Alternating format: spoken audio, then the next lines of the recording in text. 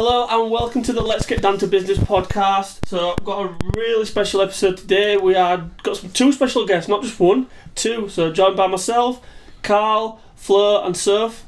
Guys, how are we doing? Really good, thank you for having us. It's alright? Thank you. Very well, Yeah. very well.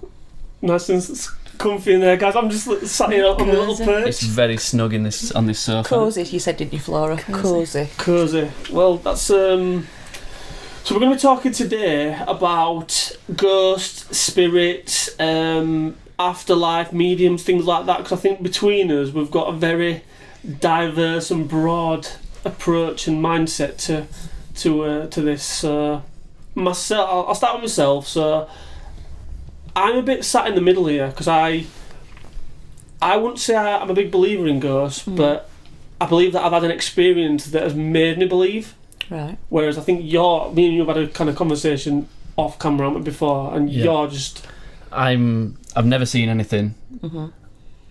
I don't want to belittle anybody else's thoughts, sightings, anything like that. But because I've not seen anything, I don't believe at all. Well, seeing is believing, isn't it? Well, exactly. Yeah. That is it. Yeah. So for me, it's just everything from ghosts to afterlife, all that stuff for me is because there's no proof. Nobody's actually got any physical proof or that I've seen. I can't believe it. Well, I'll start with my experience then. So hang on. So Flora and Soph at the other end of the spectrum where they've had experiences. Am I right? Yeah. But so myself, I lost my sister. I was 12 when I lost my sister.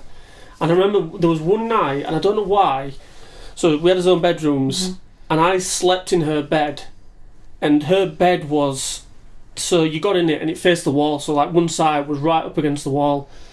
And I remember one night being in there, and I was still awake, so and I can remember it clear as day, but I was facing the wall, and the doors on the carpet were really close, so if you open the doors to a room, you heard it. Yeah. And I heard it, But did the door actually open? Well, I couldn't see it because I was facing the wall, but as I say, you know that noise. It wasn't just a quiet brush. Literally the door was sat on top of the carpet, so you could really hear it. And I just presumed it was like my mum just sticking her head through the door, making sure I was all right. Like, why is he in there? Because I wasn't supposed to sleep in my sister's room. So when I said to my mum the next morning, like, "Oh, did you come in Gemma's room last night?" And she's like, "No." And that made me think. What were it then? What were it? Who was it? And just literally, just that moment alone has made me believe. Question. Yeah, because if that hadn't have happened to me, I would have never ever. I'd have been very much like Carl, and I'd be like, "Nah, I don't believe in ghosts or anything like that." So, what was the reason you didn't turn around? Again, I don't know. I honestly don't know. I don't know if I've no idea. It was just very, very strange, and as I say, I wouldn't. I'd be really just anti ghosts or afterlife or anything like that. Is that for the same sort of reasons as what I have? Is that because if you haven't seen anything or anything, you'd not or heard anything, you wouldn't have believed? I think it's a similar sort of thing with like religion. I don't want to kind of delve into religion, but it's almost you can't see religion, can you? No. So it's you've got to believe something, and it's. Probably not using the right terminology, but it's almost, you've got to use your imagination a little bit, and maybe I'm just not. But obviously, I think you guys are like, I want to say pro. I won't go that far. Pro ghost sort of thing. But what makes you have that? I say because I suppose I've got a reason why I feel like I have. So what kind of reasons or thoughts do you have why you feel like you feel? Well, there's a few really. So I grew up in, proper cliche, but grew up in a really, really hundreds and hundreds of years old house, which my dad is going to kill me. I can't remember the right terminology. What did he do, Carl? Built. Well, he knocked it down and rebuilt some of Renovated. it. That's the word. He renovated it. And he was doing that for quite some time. So we moved up there when I was 4. And from being quite small, I'd been seeing things, a lady actually, in the house. And I remember saying to my dad, so I'd probably been about 8 at this time. What, so you actually physically saw this lady. Okay. Yeah, wow. I remember saying to my dad one night, I said, Dad, I keep seeing this lady in the house. And I said, and I know she's not real. And his words were, don't worry about it, you're safe, just don't tell your sister. Right. So to me that was like, oh, confirmation, that's like, I am seeing whatever. Because he's probably seen it too. That's what I was thinking. And sorry, let me correct. Your dad built this house. Yes, it was an old house, hundreds and hundreds of years old. Yeah. Knocked half of it down and rebuilt it. So there was a bit of a backstory to the house. Right, Yeah. I'm with you. I don't know how many hundreds of years old it was, but and then as time progressed, I kept seeing a lot more, but it wasn't just seeing stuff, it was smells as well. So you were seeing different people? Oh, yeah. All right. Yeah. Wow. To the point where it sounds a bit bougie, but we had, my mum and dad had their own living room, we had our own living room, and ours was in the original part of the building. Yeah. The house. It was a bungalow. We used to run, and I mean run, from one door through to the other end, because you felt like somebody was chasing you. It wasn't nice, but it was in all that area of the house where we were seeing stuff. So this isn't just me, this is both my sisters as well, who've seen stuff. But then there's other things like when I was 14 I got a job in a nursing home as a cleaner on a weekend, and then progressed, got into the care side at 15, which I know is illegal, but I worked with a really good nurse, and I wanted to be a nurse, and he kind of took me under his wing a little bit. So I was seeing death from 14, 15, because obviously the elderly people were passing away, and one of their traditions was they always used to open the windows when somebody had passed away, and I never really thought about, I just thought they were freshening up the room. Is that to get, so the spirit can leave? Absolutely, that's what it was. So I asked however many time down the road, I said to one of the nurses, I said, why do you do this? And he said, we let the spirit out. He said, and when I got working with other people within the home, all the nurses did it. So what, even in different nursing homes? No, the same nursing home, but different nurses who I would be working with, and care staff. They just opened the windows. So that's one, or a few little snippets. Another major one, which I always laugh about. So I moved out of mum and dad's house when I was 19 into my own house. That was a really old cottage, and my now husband had come home from work one night, and I was in the bath, and he was just sat on the toilet. We were chatting about the day, and the TV turned itself on downstairs, and I mean really loud. And I lived in a major bush route, so I was like, it's the vibrations, it'll have just knocked it on. Never thought anything about it. My husband jokingly said, if there's anybody here, give us a sign. And I shit you not, the tap fully turned in the bath while I was in it, and water was just absolutely oozing out. You can imagine Anthony were absolutely just didn't know what to do. I just legged it. I'd have been out of that bath in no time. I casually just turned the tap off, and we just both sat there looking at each other. Please will you leave? I'm like, best get out now. Should have asked. Yeah, exactly. And I'm not one of these people who clings on to the fact that there is an afterlife. When I've seen mediums, and it makes me feel really sad that people will go to mediums for answers, for proof that the loved ones are near. If you've been to what is called an open circle, so you go and people, there'll be mediums there who'll give you descriptions of things, tell you scenarios, and try and get you to connect with your loved ones that have passed. And I find it really, really sad when people are so desperate for that confirmation that they will cling on to anything and make it fit. Yeah. I don't like that. So I'm not I'm not the type of person who would just make it fit. I've got to see it. It's got to be real. Just to jump back a second, so the tap situation. Yeah. Had you lost anyone around that time? Like a family member or a close friend? Yeah, I'm just thinking if you had a passing in the family, a friend or something that potentially could have been. lingering around you? Yeah, no, not at that time. So completely random? Completely random. Yeah. But after I moved out of that house, my auntie moved in. Right. So this is my dad's sister. And she had dogs, and she said that they used to go crackers and bark like crazy upstairs all the time. Yeah. Which was, again, really out of character for these dogs. But she always said she felt uneasy. And that's, I suppose, a great word, because I never really felt settled in that house. Really? And I was quite glad to Move out. to be honest. Yeah. I mean, but you yourself, Flo, you've had experiences when you were younger. And I've never rammed it down your throat. Well, I don't believe I've rammed spirituality down your throat. No. Don't you tell me about, or tell them about your experience? Yeah, so I'd say I'm quite like an open-minded person, Yeah. and I've always felt like really spiritually connected. But there is one like thing that will make me like truly believe. Yeah. So it's at the same house, the old house. So this is where my parents lived. Yeah. Where the granddad built.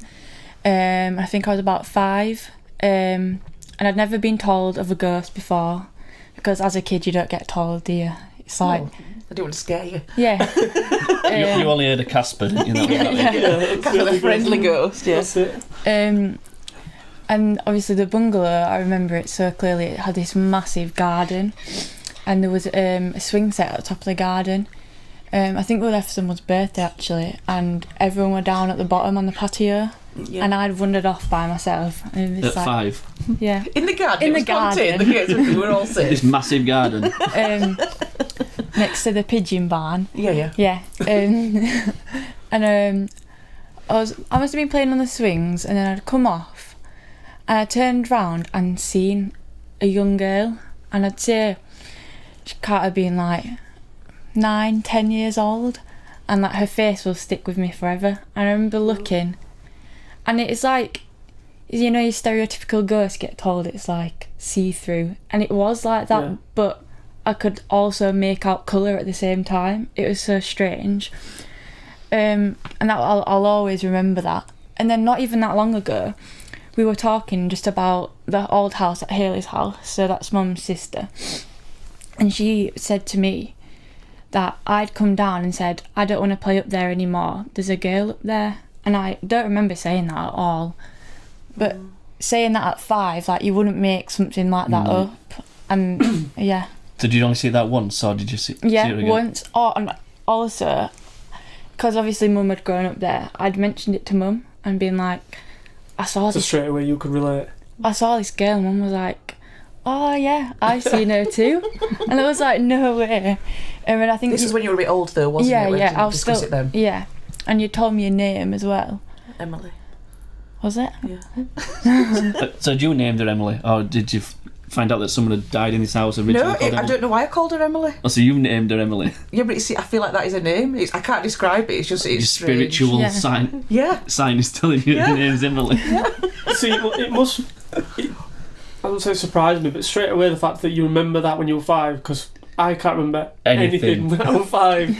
So Yeah, obviously, something that's obviously stayed in your memory. It was that prominent that of an experience that it stayed with you for this long. Were you scared? Can you remember being scared? I don't remember being scared. I turned around and obviously I like taken aback, but I remember being quite calm, and I didn't feel like she was going to hurt me, but she was just there. just stood there, just not doing anything. And She was sort of like, so there was a swing set and she was sort of leaned against it. She looked quite sad, to be fair. And I remember you saying that to me. And she was just there and like watching me.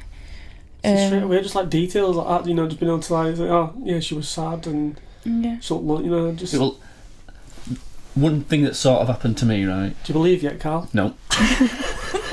But I'll tell you my story anyway. You know what I'm saying? I'm not saying these are lying, because obviously you can tell, can't you, like the way that they both telling stories, that they've definitely seen something. But for me, but anyway, my granddad died. I don't know how old I was, around 8, 9, 10ish, and all the family, cousins, everything were all around at our house, parents' house, and we were obviously still living at home, and I were in my bedroom with one of my older cousins, and I think my sister. there were 3 of us in the bedroom, and my older cousin, we're all sat on the bed like we're sat now, with his legs over the side, and my older cousin just jumped up and went, "Ah, my granddad's there." And I was like, I never saw anything, but she were like, adamant that he were there, and I just thought, surely if you've seen it, my granddad, this thing, this whatever is there, then surely we'd have all seen it. So that's sort of also back in my mind as well, thinking, was she wishing it? Did she actually? I don't get why I didn't see it if she saw something. Do you know what I mean? Maybe it's because you're not open-minded to it, Carl.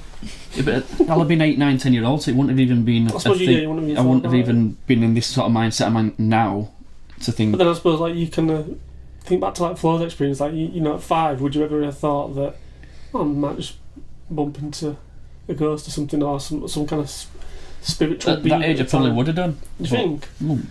Well, because your imagination's a lot more raw. Infant, yeah. Maybe so, yeah.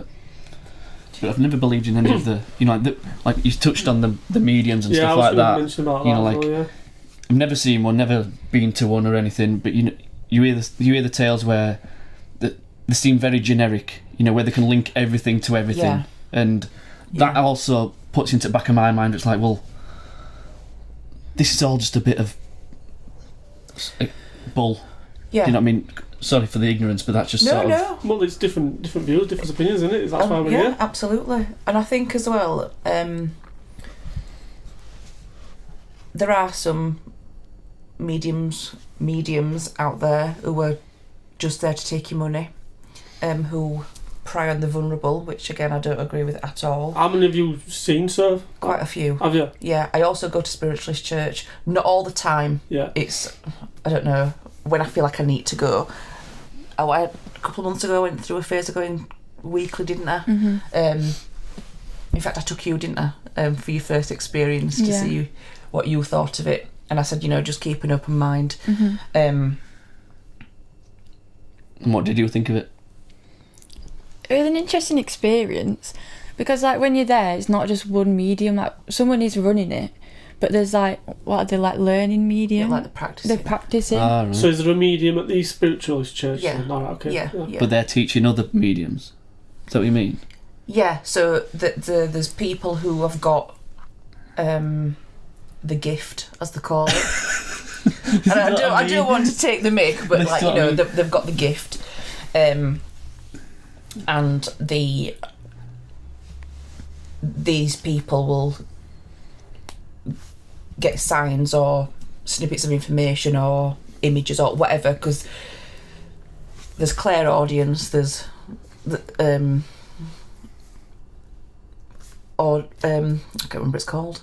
Basically, ones that you can some mediums see, some smell, feel, some hear, all that. Yeah. Also, they're all different. Yeah. So right, okay. you don't. There's not one like bog standard medium. It depends. There's like clairaudient, clairvoyant. But would they all come to the same conclusion, in a way, or would for argument's sake, like a smell give you this sort of answer, touch would give you this sort of answer, or would they all sort of come? Yeah. So what you might have is somebody saying, "Oh, I've got this person who's come through, and I can smell whatever it might be." Keep telling the story, and then things like bits of information will like come together, and hopefully somebody might know what it is. But for me, I have got to be deadly certain what that person is saying, and I never ever try and make it fit for myself. Yeah. Ever. So when you say they've got to have the gift, so you sound to me like you've got quite a good knowledge of this sort of stuff. So what separates you from having the gift to a person that you go to see? You can practice, you can like hone on your gift, and that is what practicing mediums will do. Yeah. So you'll have your person, just let's use spiritualist church as an example. Yeah. So you'll have your main person, and then you'll have your people who are trying to tune into the spirit world, but the medium will help them pull information out, the snippets of information. I mean, I'm not saying I've got the gift at all. I'm really not. I've been told I've got the gift. Really? My sister's been told she's got the gift. We once, quite a few years ago, in fact Kate, I think she was there, got asked to stay behind at an open circle, and I just kept getting the name Derek over and over and over and over in my head. Now I have got an uncle with that name, but there was more to it. And then my other sister, my little sister, she stood up, and we were just bouncing off each other, and we ended up giving the man a reading, and that's the first time I've done it, and I'll be honest with you, it freaked me out, and I thought, I don't want to do this anymore. Really? And I stepped back. So I'm alright going as a member of the So you've got to have kind of a mental toughness then, but it sounds of it, to be able to do it. Is that, what do you think? Or I would say so, and I have friends who are mediums. Not that I'm saying you're mentally weak, by the way. So what are you saying? No, I do have friends Get that one back in quick.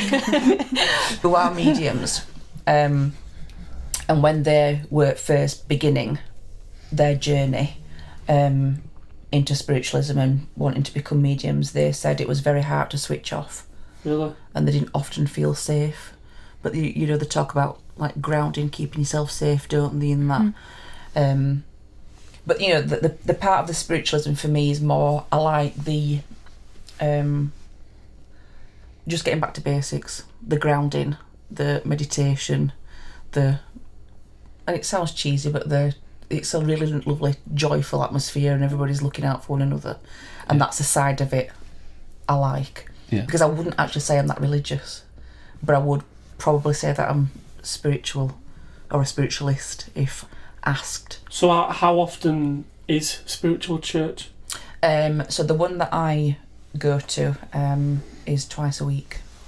That frequent? Yeah. But you can go as often, obviously, as you feel as though you so need or what they want. generally do, so what would happen is, say on a Sunday, for example, so you'll have like I suppose a church service, and then you might have what they call a healing service. So, and it doesn't have to be about yourself. If you need some healing, it can be for other people if they want some healing as well. And they just get, from my experiences, messages from other people, the healing from the spiritualist church, and then they may have what you call an open circle where practicing mediums will come in and give a talk. Did you say that you've been? Do you go, or have you just been the once? How many times have you been for? I've only been once. Yeah. I wouldn't say it's for me. Right. Okay. But because it's very it's not strange, but it's a weird experience. Yeah, I'd agree. If you've never been before, Yeah. and you didn't really know what to expect, it's different, isn't it? Yeah, and because obviously it's in a church, there is almost that religious aspect of it. And you're not religious at all. Yeah, I'm not religious, but I would, again, like you, I would say I'm spiritual, and open-minded. But what I found interesting about it, I said there's practicing mediums. I remember, so the first woman that stood up, she gave someone a reading, but she also had the ability to receive a reading herself. Because if you're going to be a practicing medium, I would think the mind for that is so strong that you think always thinking about other people and giving them, but so you almost don't need to receive. Yeah, but it's right? obviously, Yeah. but they're obviously there for a reason. It's they want healing too, or they're obviously still open to it. They're not just giving, but they need to receive as well. Yeah. Yeah, I can see makes sense why you'd say that. And as well, so this woman, she must have been quite new or practicing, and the main woman, she sort of stood near her and was she said, "Oh, I'm going to give you strength now, or I'm going to help you."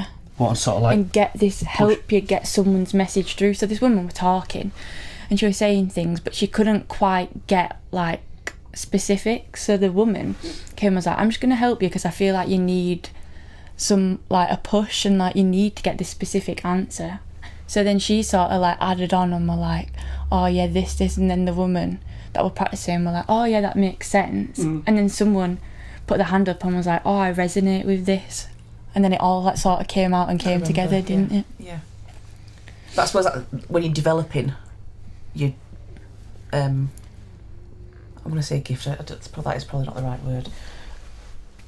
It was quite good to see that in play because she wasn't giving her direct information. She was going around it, wasn't she? So she wasn't feeding her. Yeah. As in telling her what to say. Yeah. She was finding her own way, but just sort of ushering her into guiding which her. was and not taking her guidance. over. Yeah. Is it a popular thing? Because I've never heard of it. I've never heard of spiritualist church. There are in West Yorkshire. I read this the other week actually. I'm not going to give you a figure because I'll be lying. I can't remember what it is. But we're talking A lot. hundreds of spiritualist churches. Just in West Yorkshire. Yeah. And how many people attend the one that you go to? I've been and there's been 30. Really? I've been and there's been 40. I've been and there's been like 12. Right. It really fluctuates. Presume it's one of them things where people go when they feel as though they need to go. Yeah, because I had a massive break. I had not literally. It had been years and years, and I felt I didn't want to go and I couldn't go, and I don't know why I felt like that. What made you go back? I'd had a bit of a rough year last year, and I just thought, I feel like I need to go. Yeah. It was something inside me. I felt really uneasy all the time, and I just thought I just need to go back. And I went probably for 5-6 weeks consecutively. Felt better, and I've not been since. And I keep saying, I'll go on a Sunday, but I haven't been. Yeah. So I do dip in and out. I'm not, Do they frown upon that, or is it completely not at all. like come whenever you feel you need to? Yeah. Right. I went to a friend of mine took me to one in Barnsley. There were about 50 people. I have never seen a congregation as big in my life. I mean, this guy, his waiting list to see him privately is absolutely insane. I looked on the other week, and we're talking a year plus to get to see him. He is fully booked up. For a year? Yeah. Wow. And is this his full-time job? Yes. Yeah.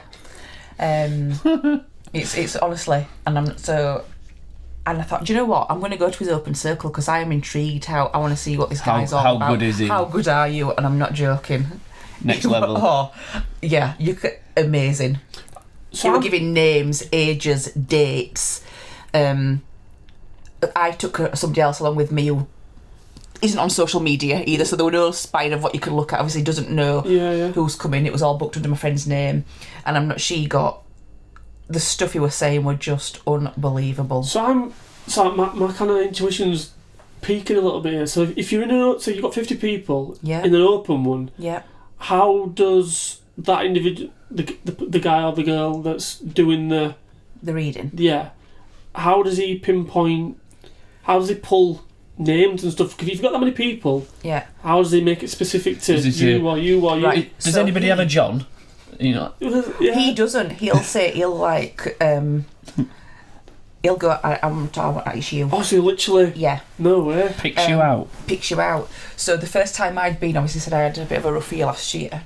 He was like, you with the black hair in the corner in the leopard dress. And I was like, Don't pick on me. Don't pick on me. He said, I've got a reading for you. He said, but it's not appropriate. He said, come and see me after. Really? And I was like, so I kind of trying to slink out, and he went, excuse me, back here. Like that. I'm like, oh my God. Anyway, he came and told me a few bits, and he was absolutely... Nail on the head. Yeah. So he'd kind of give up his own time after. the church, I'm going to call it ceremony, the church ceremony to give you some information. Yeah. And it was bang on. Absolutely, yeah. That's pretty cool. Yeah, mad, isn't it? Yeah, it's mad, yeah. But again, you need it to happen to you, but I've never been to one of these places. Well, tell you what, it's on a Monday night in Barnsley. Well, I'll take you. I would say maybe it's one of them things I just probably need to go to, just to...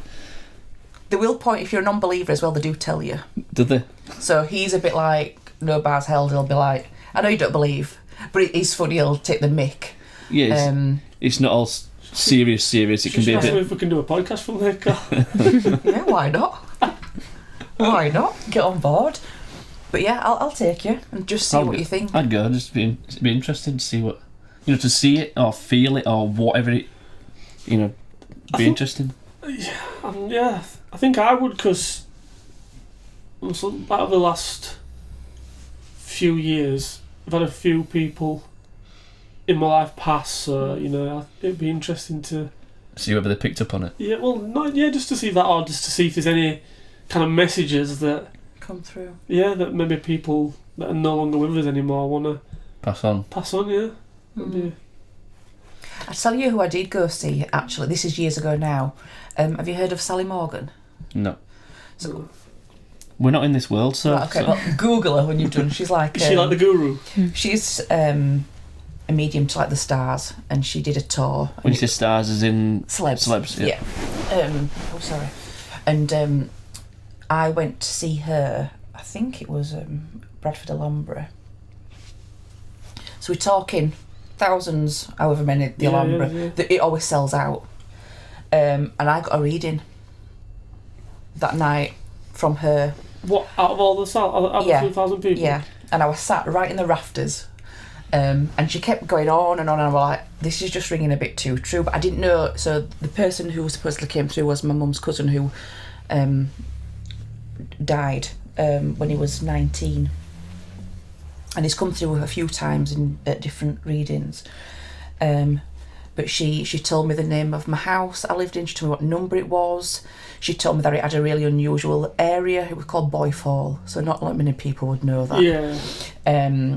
She told me how old he was. She told me his name. She told me his mum's name. So let me just get this right. So she's on a stage. Yep. You're in top of in God's wherever. Yeah. She's never even seen your face. She's just saying, "I can feel this.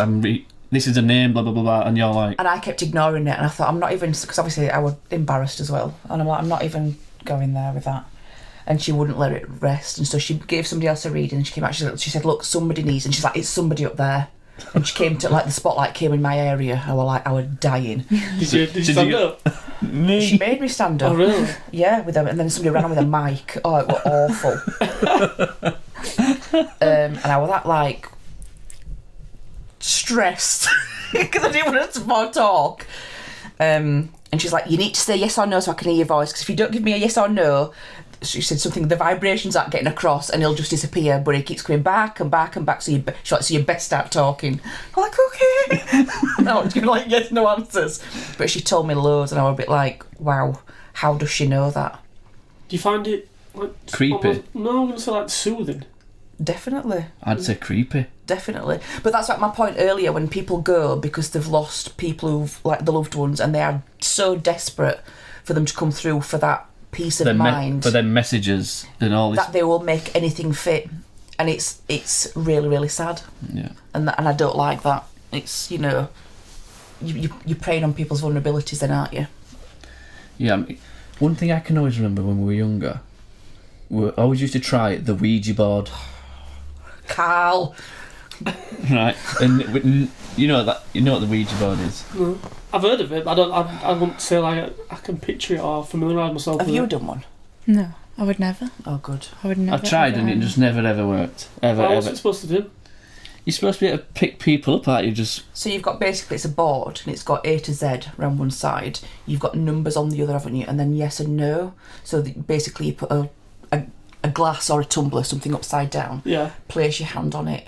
everybody places it. Yeah. Everybody sat around the circle. Questions.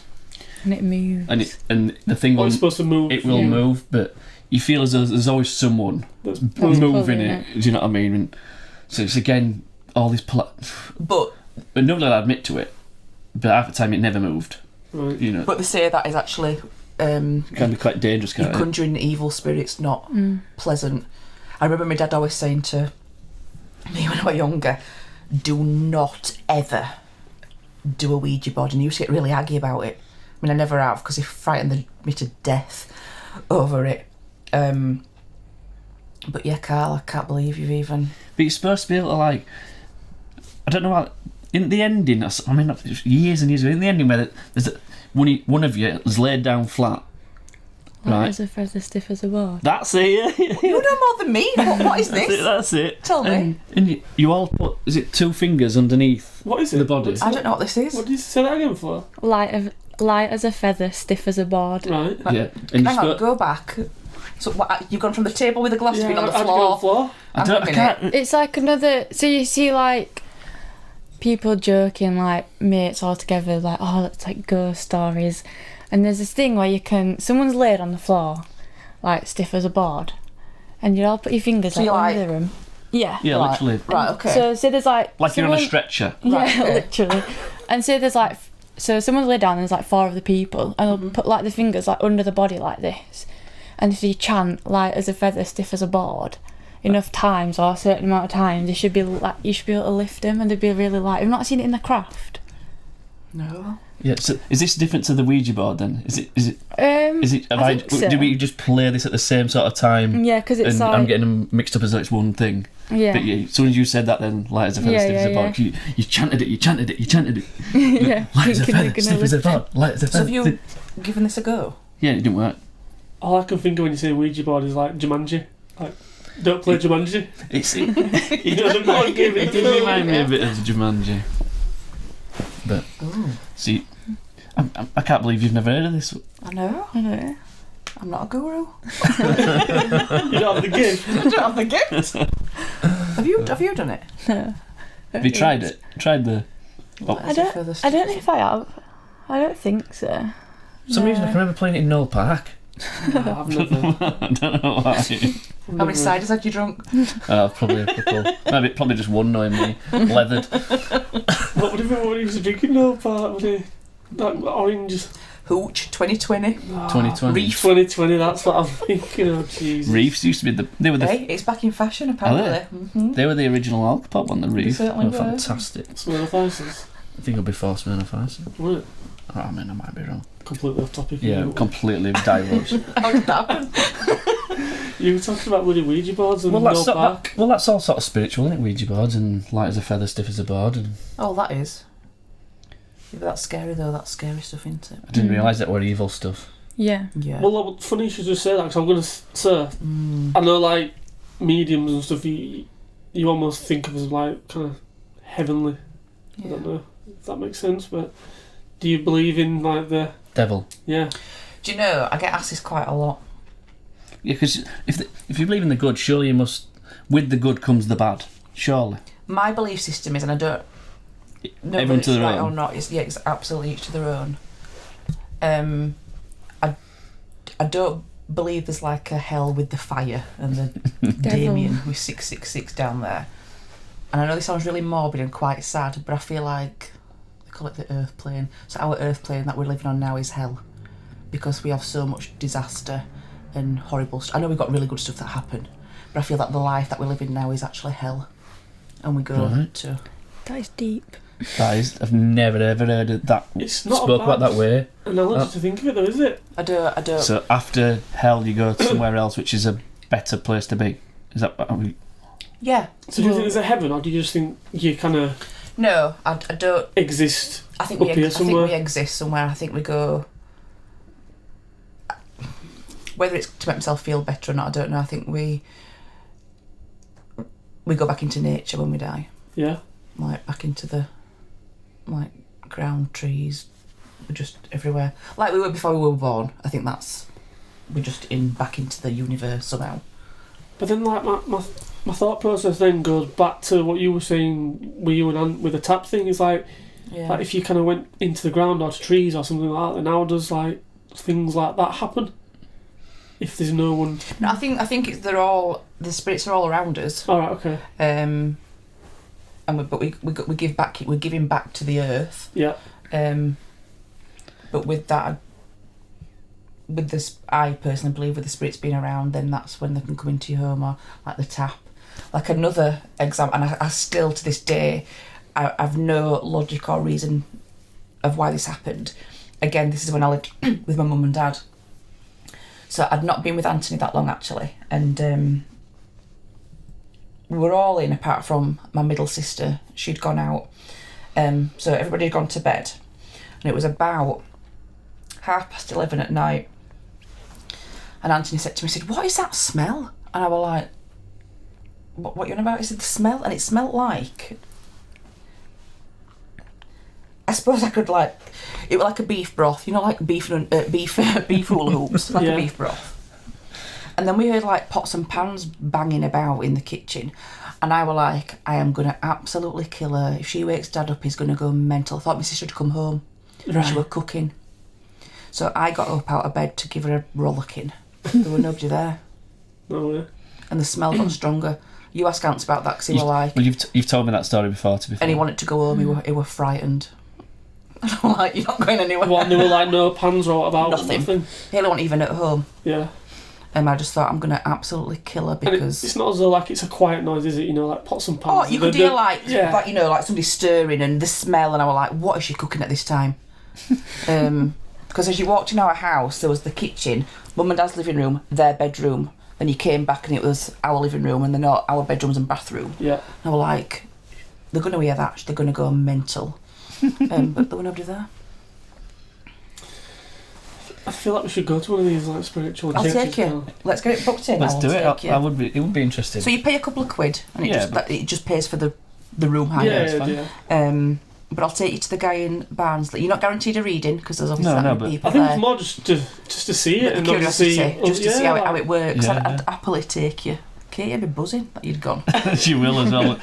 That's the only thing that put me off, because I'd never get end of it. She won't be happy that you've left the house though. Oh no, yeah. You going out again?